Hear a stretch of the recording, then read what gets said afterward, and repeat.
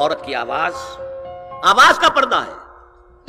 اب دیکھیے کس حد تک نماز میں اس وقت عورتیں بھی شریک ہوتی تھی، اگرچہ حضور نے فرمایا مردوں کی صف بہترین سب سے آگے والی ہے اور سب سے بری صف سب سے پیچھے ہے، کیونکہ اس کے پیچھے پھر عورتوں کی صف ہوتی تھی، اور عورتوں کے لیے سب سے اچھی صف سب سے پچھلی والی ہے اور سب سے بری سب سے آگے والی ہے۔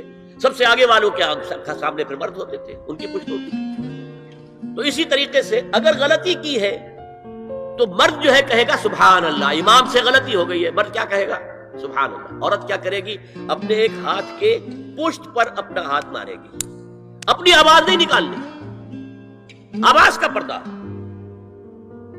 چھونے کا پردہ یہاں تک ہے کہ حضور نے کبھی کسی عورت سے ہاتھ نہیں ملایا، اور آپ جب بیعت بھی لیتے تھے تو بس زبانی الفاظ کہلوائے اور کہا ٹھیک ہے بیعت ہو گئی، یا ایک کپڑا پکڑا، اس کا ایک سرا اپنے ہاتھ میں دوسرا سرا اس خاتون کے ہاتھ میں، یا ایک تشت کے اندر پانی بھرا، اس میں ایک طرف اس نے انگلیاں ڈال لی اور ایک طرف حضور کی انگلی، لیکن مسافر لا اسافر النساء۔ ایک دفعہ ہوا بھی کہ بعض خواتین نے جب بیعت کی ہے تو پھر انہوں نے ہاتھ آگے بڑھایا مسافر کے لیے، حضور نے فرمایا انی لا اسافر النساء، میں عورتوں سے مسافرہ نہیں کرتا۔ اسلام میں پردے کتنے ہوئے؟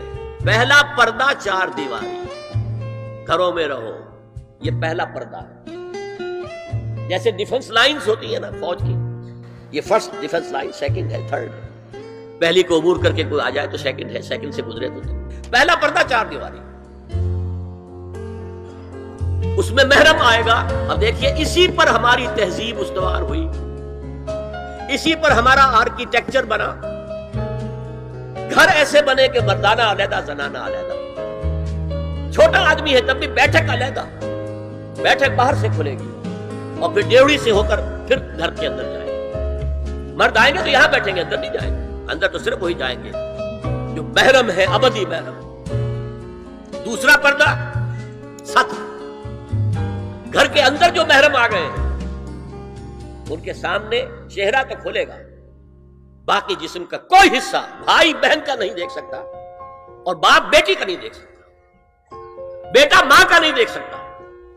یہ ستر، عورت پوری کی پوری عورت ہے۔ عورت کہتی ہے چھپانے کی چیز کو، عورات النساء، عورتوں کی چھپی ہوئی چیزیں جن پر ظاہر نہیں ہوئی، لم یظہروا علی عورات النساء، ابھی تک ہم نے لفظ پڑھایا بھی۔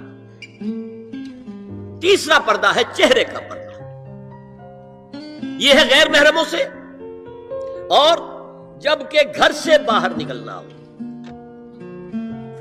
اس کے لیے سورہ احزاب میں نے کہا تھا گھر سے باہر کا پردہ، چہرے کا پردہ وہ غیر محرموں سے ہے، اور گھر سے باہر نکلے گی تو غیر محرم سامنے آئیں گے۔ یا ایھا النبی قل لازواجک وبناتک ونساء المؤمنین یدنین علیہن من جلابیبہن ذالک ادنی ان یعرفن فلا یؤذین وکان اللہ غفورا رحیما۔ اے نبی صلی اللہ علیہ وسلم کہہ دیجئے اپنی بیٹیوں سے اور اپنی بیویوں سے اور مسلمانوں کی خواتین سے۔ اب دیکھیے یہ سورہ احزاب ہی میں ہو رہا ہے، شروع میں یا نساء النبی سے بات چلی، استیزان بھی صرف نبی کے گھر میں داخل نہ ہو اذن کے بغیر، آگے چل کر سورہ احزاب ہی میں عام بھی کر دیا، قل لازواجک وبناتک ونساء المؤمنین، کہہ دیجئے اپنی بیویوں سے، اپنی بیٹیوں سے اور اہل ایمان کی خواتین سے، یدنین علیہن من جلابیبہن، کہ وہ اپنے چہروں کے اوپر اپنی جلباب کو لٹکا لیا کریں، چہرہ چھپ جائے۔ اب اس کی تفسیر میں چاہتا ہوں کہ آپ کو جو مختلف مفسرین نے کی ہے وہ آپ کے سامنے میں رکھوں۔ حضرت عبداللہ ابن عباس نے اس آیت کی جو وضاحت فرمائی ہے اسے حافظ ابن کثیر نے اپنی تفسیر میں اس طرح نقل کیا ہے، اللہ نے مسلمان عورتوں کو حکم دیا ہے کہ جب وہ کسی کام کے لیے گھروں سے نکلے تو اپنی چادروں کے پلو اوپر سے ڈال کر اپنا منہ چھپا لے اور صرف ایک آنکھ کھلی رکھے، دونوں آنکھیں بھی غلط ہیں۔ ہمارے ہاں برقع کیوں بنا تھا؟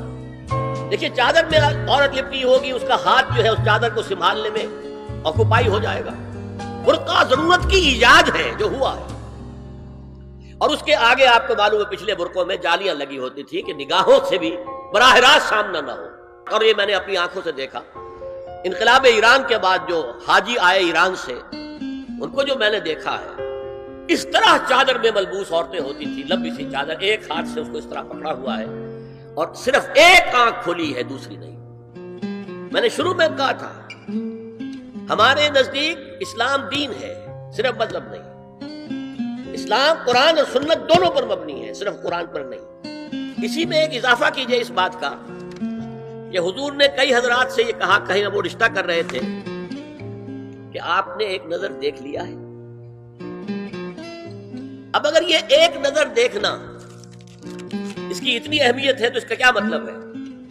اگر تو صورتحال یہ ہوتی کہ ہر وقت چہرہ کھلا ہے، آ رہے جا رہے، ایک نظر دیکھنے کی کیا ضرورت ہے؟ وہ تو دیکھا دکھایا ہے۔ زمانہ آیا ہے بے حجابی کا، عام دیدار یار ہوگا۔ سکوت تھا پردہ دار جس کا، وہ راز اب آشکار ہوگا۔ تو ظاہر بات ہے وہاں پردہ ہو گیا تھا، تبھی تو تھا نا کہ ایک نظر دیکھ لو۔ آپ نے پوچھا ایک صحابی سے کہ رشتہ کہاں کیا؟ وہاں کیا ہے۔ تم نے ایک نظر دیکھ لیا ہے؟ اس خاندان کی آنکھوں میں کچھ نقص ہوتا ہے، دیکھ لو، بس ایک نظر دیکھنا ہے، اس کی اجازت۔ تو یہ اجازت ہونا